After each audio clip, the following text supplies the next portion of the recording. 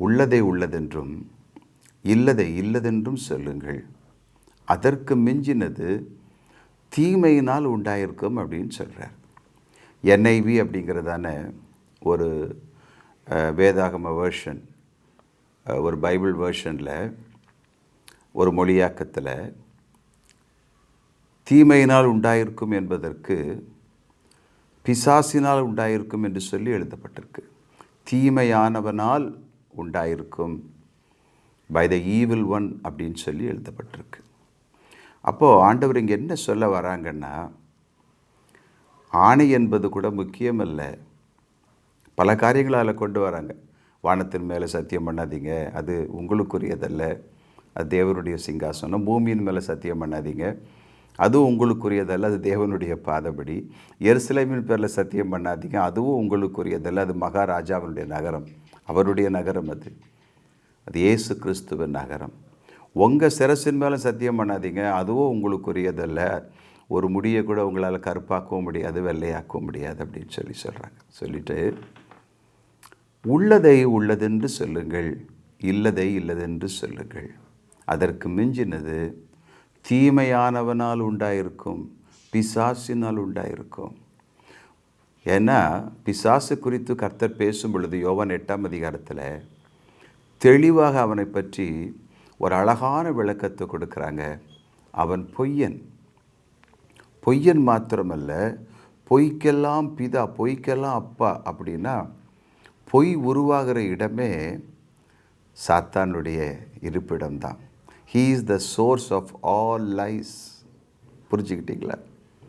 அவன்தான் ஊற்று. பொய்க்கு ஊற்று யாருன்னா சாத்தான் தான்.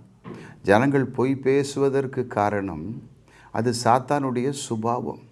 அது எப்படியோ மனுஷரை ஒட்டி கொண்டு விட்டது. சரியா?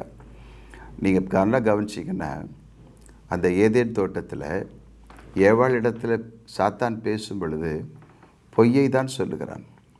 நீங்கள் இந்த பழத்தை சாப்பிட்டால் கடவுளை போலவே ஆயிடுவீங்க அப்படின்னு சொல்கிறான். நடந்தது என்ன? உண்மையான மெய்யான கடவுளுக்கும் அவர்களுக்கும் உள்ள உறவு தான் அறுபட்டு போனது இல்லையா? அவங்களால பழைய ஐக்கியத்தோடு தேவனோடு கூட இருக்க முடியலை. அவங்க நிர்வாணிகள் என்று அவங்க மனசாட்சி குற்றப்படுத்தி அவங்கள தேவனை விட்டு பிரித்து கடைசியில் மகிமையெல்லாம் இழந்து போனாங்க. சாத்தானுடைய வேலையே அதுதான். சாத்தானுடைய வேலையே, பேய்களினுடைய வேலையே பொய் தான். இன்றைக்கு பூமியில் நடக்கிற எல்லா வழிபாடுகளுக்கும் காரணம் என்ன? சாத்தானுடைய பொய். மனுஷரை ஏவி விட்டு மனுஷருடைய இருதயங்களை தன் பொய்யினாலே நிரப்பி இன்றைக்கு தெய்வம் என்ற பெயரில் அநேக வழிபாடுகள் இந்த உலகத்தில் நடப்பதற்கு காரணம் பிசாசுகள். சரி, இன்னும் நிறைய அதை பற்றி பேசலாம். நமக்கு அதற்கெல்லாம் இப்பொழுது நேரம் கிடையாது. நல்லா கவனிச்சிட்டே வாங்க.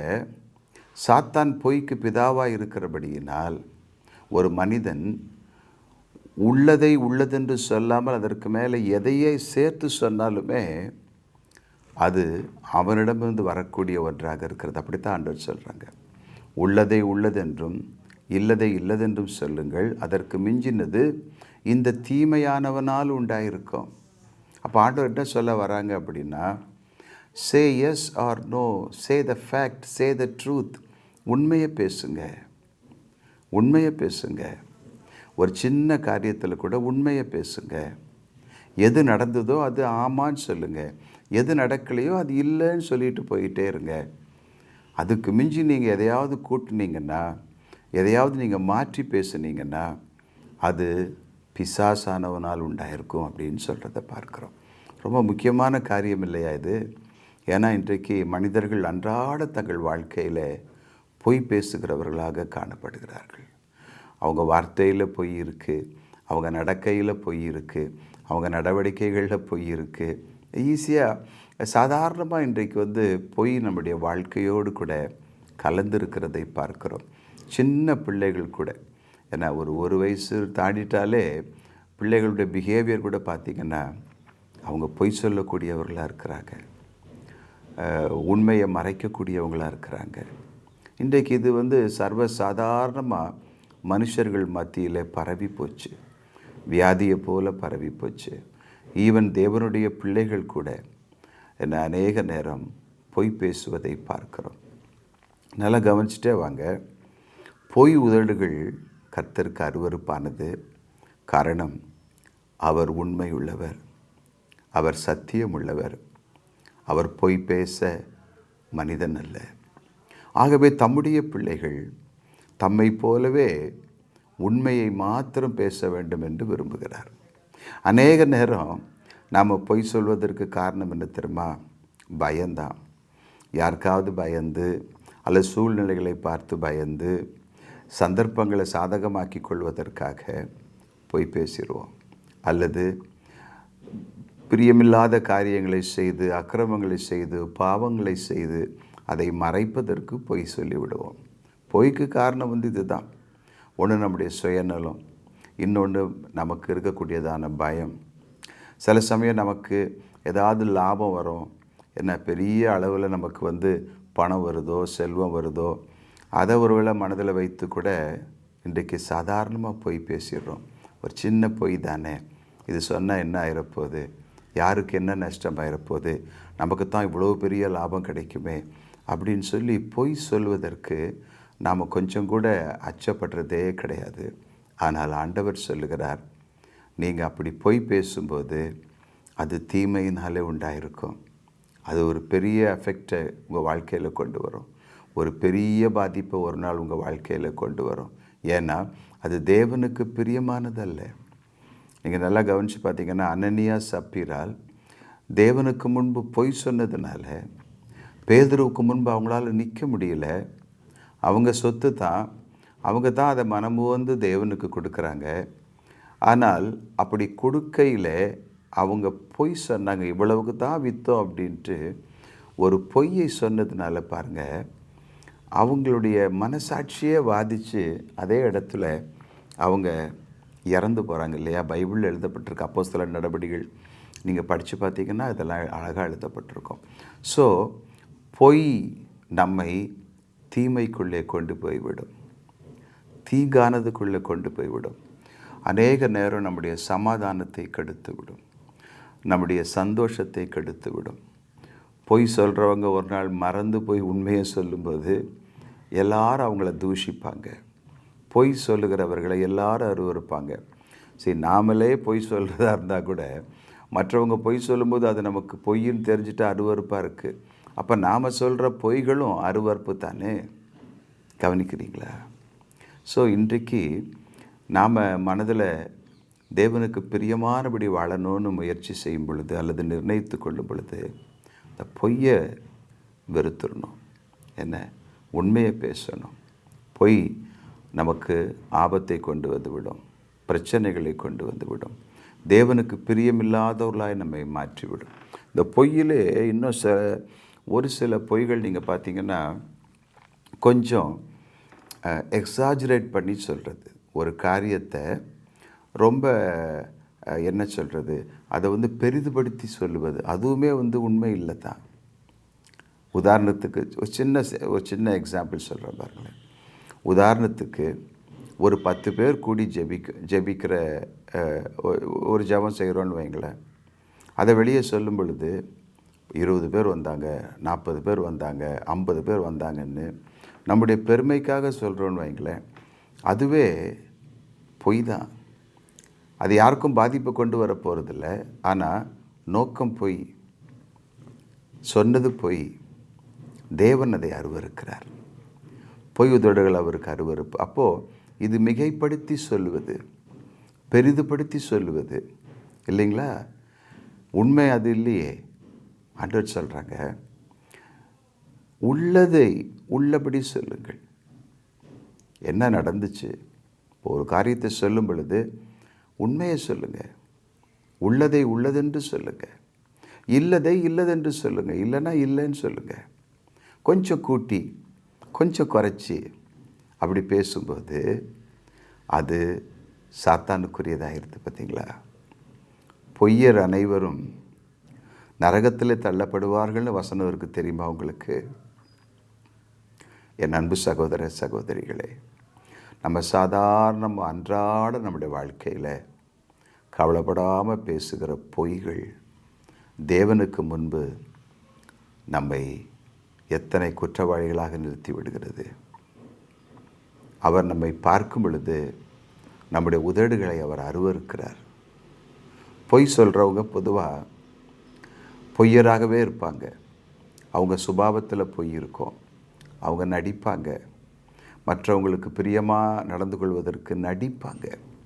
அவங்களுடைய வாயில் எப்படி உண்மை இல்லையோ அதே போல் அவங்க சுபாவத்திலும் உண்மை இருக்காது. ஒரு நாள் அவங்க சிக்கிக்கொள்ளும் பொழுது ரொம்ப வேதனைப்படுவாங்க. சரியா? நிறைய உதாரணங்களை நாம் அடுக்கிக்கொண்டே போகலாம் இதை குறித்து. ஆனால் அதற்கெல்லாம் நமக்கு நேரம் இருக்காது. Point is very simple. ஆண்டவர் ரொம்ப அழகாக பாயிண்ட்டுக்கு வந்துட்டாங்க பாருங்கள்.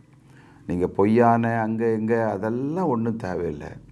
நீங்கள் ஒரு காரியத்தை சொல்ல வரும்பொழுது கடவுள் மேலான வானத்தின் மேலான பூமியின் மேலான அதெல்லாம் சொல்ல வேண்டியதே இல்லை. அது உண்மையாக இருக்கிற பட்சத்தில் சொல்லிட்டு போயிட்டே இருங்க. இல்லைன்னா இல்லைன்னு சொல்லுங்கள், ஆமான்னா ஆமான்னு சொல்லுங்கள். இதற்கு மிஞ்சினது தேவனால் உண்டானதல்ல, பிசாசினால் உண்டானது. ஸோ நம்முடைய லைஃப்பில் நாம் உண்மை பேசும்போது பாருங்கள், பல காரியங்களில் திருமண காரியமாக உலகம் சொல்லும் 1000 பொய் சொல்லி ஒரு கல்யாணத்தை பண்ணுங்கன்னு சொல்லி. ஆனால் தேவன் சொல்கிறாரு, இல்லை, உள்ளதை உள்ளதென்று சொல்லுங்கள், இல்லதை இல்லதென்று சொல்லுங்கள். நீங்கள் உண்மையை சொல்லி ஒரு காரியத்தை நீங்கள் செஞ்சு பாருங்கள். உண்மையாகவே அது மகிழ்ச்சியை கொடுக்கும், மன நிறைவை கொடுக்கும். என்னுடைய மகன் டேவிட் பிஇ படிச்சிருந்தான். பிஇ அவனால் 4 இயர்ஸ் கம்ப்ளீட் பண்ணிட்டான். பட் நிறைய அரியர்ஸ் இருந்துச்சு. அந்த அரியர்ஸ் இருந்ததுனால அவன் சொல்லிட்டான், அப்பா நான் அரியர்ஸை முடித்த பிறகு தான் நான் பிஇ அப்படிங்கிற அந்த பட்டத்தை நான் போட்டுக்குவேன் என் பேருக்கு பின்னாலன்னு சொன்னான். நான் சொன்னேன், பிஇன்னு போட்டு மேலே ஒரு கோடு கூட போட்டுக்கிட்டு நீ டிஸ்கண்டினியூ அரியர்ஸ் இருக்குன்னு சொல்லி கூட நம்ம சொல்லலாமேன்னு சொன்னேன். ஆனால் அவன் சொன்னான், இல்லை, நான் அப்படி செய்ய மாட்டேன். கல்யாணத்துக்காகவோ அல்லது மற்ற காரியங்களுக்காகவோ நீங்கள் யார்கிட்டேயும் போய் நான் பிஇ படித்தேன்னு கூட சொல்லாதீங்க, நான் அதை முடிக்கட்டும் அப்படின்னு சொன்னான். கடைசியில் அவன் அதை முடிக்காமல் பிபிஏ முடித்து பின்பு எம்பிஏ முடித்து இன்றைக்கு பிஸ்னஸில் இருக்கிறான். ஒரு சக்ஸஸ்ஃபுல் பிஸ்னஸ் மேனாக அவன் இருப்பதற்கு காரணம், சின்ன காரியமாக இருந்தால் கூட அதை அப்படியே சொல்லிடுவான், இதுதான் நடந்தது அப்படின்னு சொல்லி. எனக்கு அந்த குணம் மிகவும் பிடித்திருந்தது. அதுதான் தேவன் விரும்புகிற சுபாவம். அவர் சமூகத்துக்கு வரும்போது கூட பாருங்கள், நம்ம ஜெபிக்கும் பொழுது கூட, அவரை நோக்கி பார்க்கும்போது கூட, அவரிடத்தில் உள்ளதை உள்ளதாகவே நம்ம சொல்லும் பொழுது நம்மை அவர் ஏற்றுக்கொள்கிறார் இல்லையா? நாமே மிகைப்படுத்தி ஆண்டவர்கிட்ட ஒன்றுமே சொல்ல முடியாது. காரணம், அவருக்கு எல்லாமே தெரியும். மனுஷருக்கு முன்பாக வேணால் மிகைப்படுத்தி உயர்த்தி அப்படி இப்படி சேர்த்து சொல்லலாம். பட் அது அவருடைய பார்வையில் அருவருப்பு. ஆகையினால் தேவனுக்கு முன்பும் சரி, மனுஷருக்கு முன்பும் சரி, உள்ளதை உள்ளதென்று சொல்லுவோம். அப்பொழுது உண்மையாகவே நம்முடைய இருதயத்தில் மெய்யான சமாதானம் உண்டாயிருக்கும். எஸ், நிறைய இந்த பத்திரிகை சேனல்கள் பார்த்திங்கன்னா உண்மையே சொல்ல மாட்டாங்க. கொஞ்சம் எடுத்து சொல்லுவாங்க, கொஞ்சம் குறைச்சி சொல்லுவாங்க. ஜனங்கள் வியூவர்ஸ் அதிகரிக்கணும்னு சொல்லி எதையோ ஒன்றை காண்பிக்கிற மாதிரி காட்டுவாங்க. கடைசியில் அதில் ஒன்றுமே இருக்காது இல்லையா? இதெல்லாம் உங்களுக்கு ஒரு வேளை தெரிஞ்சிருக்கலாம். பெருசாக நாளைக்கு இப்படி நடக்குமா, இது நடக்குமா, ஏன்னா நிறைய பேர் பார்க்கணும், வியூவர்ஸ் பார்க்கணும் அப்படின்னு விரும்புறதுனால கூட்டி குறைச்சி பேசுகிறது, இவை யாவுமே தேவனுடைய பார்வையில் அருவருப்பாக இருக்கிறது. எனக்கு தெரிந்து பல வருடங்களுக்கு முன்பு அரசாங்கத்துக்கு காண்பிக்க வேண்டியதான கணக்கில் கூட்டி குறைத்து அந்த கணக்கை வெளிப்படுத்தியதான ஒரு பெரிய நிறுவனத்தின் மேனேஜிங் டைரக்டரை, நல்லா ஓடிட்டு இருந்த ஒரு பெரிய நிறுவனம், பெயர் சொல்ல விரும்பலை, நான் சொல்வது பல வருடங்களுக்கு முன்பு அவரை அரசாங்கம் சிறையில் அடைத்தது. அவர் ஒன்றும் செய்யலை, கொஞ்சம் கூட்டி குறைச்சி அந்த கணக்கை சப்மிட் பண்ணார். லாபத்தை, இல்லாத லாபத்தை இருந்ததாக காண்பித்தார். அதனால் அரசு அவரை கைது செய்தது. உங்களுக்கு ஜெட் ஏர்வேஸ் தெரியும்னு நினைக்கிறேன். இந்த ஜெட் ஏர்வேஸினுடைய ஓனர் மிஸ்டர் கோயல், அவர் கைது செய்யப்பட்டு சிறைச்சாலையில் இருந்தார் ரொம்ப நாட்கள். இன்றைக்கு ஜெட் ஏர்வேஸ் இல்லை, அது ஆல்மோஸ்ட் பேங்க்ரப்ட் ஆயிடுச்சு. அதற்கு காரணம் இதே தான். இல்லாத லாபத்தை கூட்டி காண்பித்தார்கள், கணக்கை கூட்டி காண்பித்தார்கள். உள்ளதை சொல்லாமல் அவங்க அதை மாற்றி சொன்னதுனால அது சட்டப்படி குற்றமாயிருச்சு. அப்போ சட்டப்படியே அது குற்றமாக இருக்குமானால், ஒரு தேசத்தின் சட்டம் அதை தண்டிக்கக்கூடியதாக இருக்குமானால், சர்வ வல்லமையுள்ள தேவன் அதை எப்படி பார்ப்பார்? அதான் ரொம்ப முக்கியம். ஸோ அன்பு தேவ ஊழியக்காரரே, ஜனங்களுக்கு பிரசங்கிக்கும்போது கூட வேத வசனத்தை புரட்டாமல் பிரசங்கிக்கணும். கொஞ்சம் புரட்டி, கொஞ்சம் கூட்டி, கொஞ்சம் குறைச்சி பிரசங்கம் பண்ணோன்னா நமக்கு பொய்யர் என்ற பெயர் வரும் இல்லையா? வசனத்தை கூட்டவும் கூடாது, அதில் ஒன்றையும் குறைக்கவும் கூடாது. வசனம் என்ன சொல்லுதோ அதை அப்படியே ஜனங்களுக்கு பிரசங்கிக்க வேண்டும். அதுதான் உள்ளதை உள்ளதென்றும் இல்லதை இல்லதென்றும் சொல்வது. நிறைய பைபிள் டீச்சர்ஸ் நம்முடைய தேசத்தில் இருக்கிறாங்க. அவங்களுக்காக நாம் தேவனை ஸ்தோத்தரிக்க வேண்டும். சரியாக பிரசங்கம் பண்ணுவாங்க. ஜனங்கள் நம்ம ஏற்றுக்கொள்வார்களோ மாட்டார்களோ அப்படியெல்லாம் அவங்க யோசிக்க மாட்டாங்க. சரியாக பைபிள் என்ன சொல்லுதோ அதையே அவங்க பிரசங்கிப்பாங்க. அப்படிப்பட்டவர்கள் பாக்கியவான்கள். ஆனால் ஒரு சிலர் கூட்டி குறைத்து வேறு மாதிரி அதை இன்டர்பிரட் பண்ணி வியாக்கியானம் பண்ணி அதை வித்தியாசமாக பேசி ஜனங்களுக்குள்ள வித்தியாசமான சிந்தைகளை கொண்டு போகிறத நான் பார்த்துருக்கிறேன். அது பாவம். நாம் கர்த்தருடைய ஊழியக்காரர்கள். கர்த்தர் உண்மை உள்ளவர். பைபிளை புரட்டக்கூடாது. வேத புரட்டன் நிச்சயமாகவே ஆபத்தை விலை கொடுத்து வாங்குகிறான். தேவனுடைய வேத வசனத்தை புரட்டக்கூடாது. பைபிள் தெரியலன்னா ஒழுங்காக படித்து ஜெபித்து ஆண்டவர்கிட்ட அதனால் விளக்கத்தை பெற்று பிரசங்கம் பண்ணணும். நிறைய பேர் பைபிள் தெரியாதவங்க ஊழியத்துக்கு வருகிறத பார்க்கும்போது ஆச்சரியமாக இருக்குது. பைபிளில் இருக்கிற வசனத்தின் அர்த்தம் தெரியாமல் நாங்களும் ஊழியம் செய்கிறோன்ட்டு வரும் பொழுது அது நிச்சயமாகவே கர்த்தருடைய பிள்ளைகளுக்கு, சபைக்கு ஆபத்தாக முடியும். பிரசங்கம் பண்ணுறவங்களுக்கே ஆபத்தாக முடியும். அதிக ஆக்கினை வரும் என்று உங்களில் அநேகர் போதகராக அது இருப்பீர்களாக. நான் என்ன காரணம்? சரியாக பைபிள் தெரியாமல் பிரசங்கம் பண்ண வந்துடுறது. You are already in danger. நீங்கள் ஏற்கனவே ஆபத்தில் இருக்கிறீங்க. அதனால் தேவ சமூகத்தில் அமைதலாக இருந்து கற்றுக்கிட்டு உண்மையை சரியாக ஜனங்களுக்கு போதித்து ஊழியம் பண்ணுங்கள். அந்த ஊழியம் கர்த்தரால் ஆசீர்வதிக்கப்படும். ஏதோ எமோஷனில் ஜெபிச்சுட்டு வந்துட்டேன், நான் கர்த்தரால் அழைக்கப்படாமலேயே ஒரு பாரத்தோடு வந்துட்டேன், ஒரு வாஞ்சியோடு கூட வந்துட்டேன்னு சொல்லி வருவது தவறல்ல. ஆனால் பைபிளை சரியாக படித்து அதை பகுத்து ஜனங்களுக்கு போதிக்கணும். இன்றைக்கு கிறிஸ்டியானிட்டியில் ஒரு பெரிய பிரச்சனையே என்னென்னா, நிறைய போதகர்கள் உருவாகிருக்கிறாங்க. நாங்கள் தான் பிரசங்கம் பண்ணுறோம், நாங்கள் தான் பிரசங்கியார்கள், நாங்கள் தான் சரியாக பிரசங்கம் பண்ணுறோன்ட்டு சொல்லுகிற அநேகர் பைபிளை சரியாக படிக்காமல் பிரசங்கம் பண்ணுறதுனால ஜனங்களுக்கு எது சத்தியம்னே புரியாமல் இருக்குது. ஆகையினால என் அன்பு நண்பர்களே, அருமையான கர்த்தருடைய ஊழியக்காரர்களே, நீங்கள் பிரசங்கம் பண்ணும் பொழுது கர்த்தருடைய வார்த்தையை சரியாக பகுத்து ஜனங்களுக்கு போதிங்க. எப்படி எழுதியிருக்குதோ அப்படியே போதிங்க.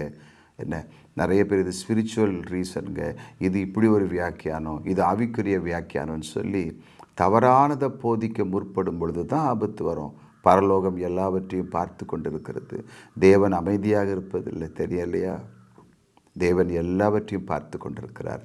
ஆகையினால் உள்ளதை உள்ளதென்றும் இல்லதை இல்லதென்றும் சொல்லுங்கள். சில சமயத்தில் இப்படி கூட்டி குறைச்சி பேச ஆரம்பிக்கும் போது பிரசங்கத்தில் பிசாசு நம்மை பயன்படுத்தி விட முடியும். நம்முடைய உதடுகளில் அவனுடைய வார்த்தைகளை போட்டு விட முடியும். ஸோ பிரசங்கம் பண்ணுவது என்பது சாதாரண விஷயம் அல்ல. பயத்தோடு நடுக்கத்தோடு பைபிளை சரியாக தியானித்து பிரசங்கம் பண்ணும்போது அது ஜனங்களுக்கு மிகுந்த ஆசீர்வாதத்தை கொண்டு வரும். சரியா? ஸோ இன்றைய தியானம் நமக்கு பிரயோஜனமாக இருந்திருக்கு நான் விசுவாசிக்கிறேன். உள்ளதை உள்ளதுன்னு சொல்லுவோம். Say yes to yes. நடந்ததாக சொல்லுவோம், நடக்காததை நடக்கலைன்னு சொல்லுவோம். ஒன்றிலும் நாம் மிகைப்படுத்தி பேச வேண்டிய அவசியம் இல்லை. கர்த்தர் பார்த்து கொண்டிருக்கிறார். உங்கள் இருதயம் கலங்காமலும் பயப்படாமலும் இருக்கட்டும். சரியா? குடும்பத்திலையும் சரி, சின்ன பிள்ளைகளும் சரி, பெரியவங்களும் சரி, கர்த்தருடைய பிள்ளைகள் உண்மையை பேசுகிற பிள்ளைகளாக இருப்போம். பொய் உதடுகளை கர்த்தர் அருவருக்கிறார். ஜெபிப்போம். பரிசுத்தமுள்ள எங்கள் பரலோக தகப்பனே, இந்த இனிய தியானத்துக்காக நாங்கள் உமக்கு நன்றி சொல்கிறோம். எங்களுக்கு தெரியும் ஆண்டவரே, பொய் சொல்லக்கூடாது என்று எங்கள் உள்ளுணர்வு எங்களுக்கு சொல்லுகிறது. ஆனாலும் அதையும் மீறி அநேக நேரம் நாங்கள் ஆண்டவரே சந்தர்ப்ப சூழ்நிலைகளை கண்டு பயந்து பொய் சொல்லிவிடுகிறோம். எங்கள் லாபங்களுக்காக பொய் சொல்லிவிடுகிறோம். இவைகளை எங்களுக்கு மன்னியும் ஆண்டவரே. இனி நாங்கள் அப்படி நடவாமல் உள்ளதை உள்ளதென்று சொல்லக்கூடிய தைரியத்தை தாரும் ஆண்டவரே. நீங்கள் அப்படி செய்கிறதற்காய் நன்றி சொல்லுகிறோம். உமக்கு பிரியமானபடி பேச வாழ கிருபை செய்தருளும். இரட்சகர் இயேசு கிறிஸ்துவின் நாமத்தில் ஜெபிக்கிறோம் எங்கள் நல்ல பிதாவே. ஆமேன், ஆமேன். So God bless you.